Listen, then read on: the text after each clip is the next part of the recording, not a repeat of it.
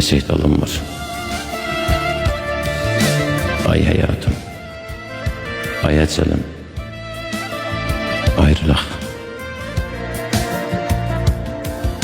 Bu sevginin nöqtəsini qoymağa gəlməsi də sürəlim, ayrılaq. İçimizdə sonbaharın dansıdır. Fürsət düşüb ayrılığın şansıdır. Kör təqvimdə düşərli gün hansıdır.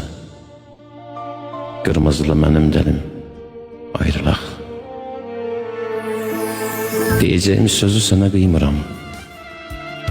Bu daşlaşmış üzü sənə qıymıram. Yol uzaqdır, düzü sənə qıymıram. Yorularsan, özüm gəlim ayrılaq.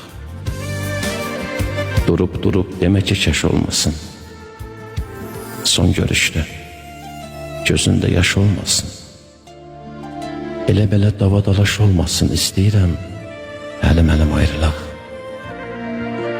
Loğmanlı mey, təbibli mey, həbli mey, gül ətirli bal çiçəkli ləbli mey. Gələn dəfə küstəvaram, aynı saxınım, nə biləmək.